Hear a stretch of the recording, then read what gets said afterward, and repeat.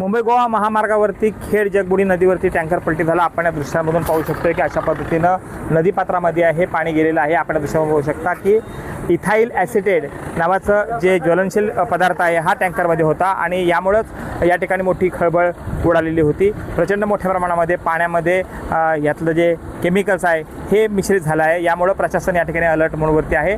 या ठिकाणी अतिशय मेहनतीचं काम आहे की या टँकरला इथून काढणं, या टँकरला इथून हलवणं, कारण हा टँकर पलटी झाला त्यावेळेला हा लिकेज झाला आणि यानंतर इथलं जे पाणी आहे जगबुडी नदीच्या खालचं या संपूर्ण नदीमध्ये हे केमिकल मोठ्या प्रमाणामध्ये पडायला लागलं आणि यामुळं या ठिकाणी प्रशासन अलर्ट मोडवरती आलं।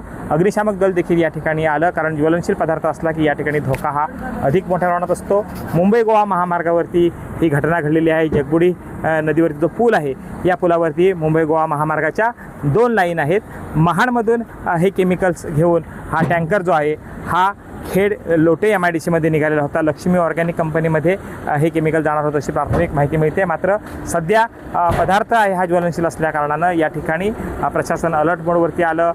या ठिकाणी लक्ष्मी ऑर्गॅनिक कंपनीच्या काही टीम आहेत या आल्या आणि यानंतर या ठिकाणचं टँकर हलवण्याचं काम जे आहे हे या ठिकाणी सुरू झालेलं आपल्याला पाहायला मिळतं आहे।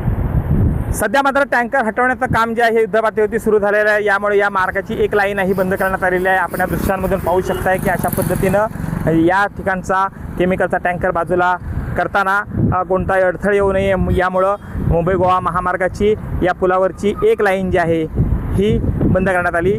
जगबुडी नदीवरचा हा पूल आहे, त्याचा टँकर पलटी होण्याची घटना आहेत या खेडमध्ये झालेल्या आहेत। यापूर्वी देखील या ठिकाणी असणाऱ्या भोसले घाटामध्ये अशाच पद्धतीनं टँकर पलटी झाला होता आणि प्रशासनाची धावपळ उडाली होती आणि आता देखील या ठिकाणी अशाच पद्धतीचा केमिकलचा टँकर पलटी झाला आणि यानंतर इथलं पाणी जे आहे या पाण्यामध्ये या केमिकल सगळं पडायला लागलेलं आहे आणि यामुळं या ठिकाणी घबराट जी आहे परिसरामध्ये ही देखील पसरलेली आहे। मात्र प्रशासन या ठिकाणी दाखल झालेलं आहे आणि टँकर हलवण्याचं काम युद्धपातळीवरती सुरू झालेलं आहे।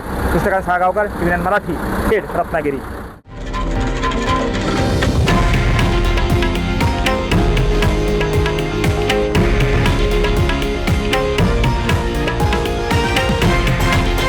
हे आहे देशातील नंबर 1 न्यूज नेटवर्क आणि आपण पाहत आहात TV9 मराठी, एकमेव।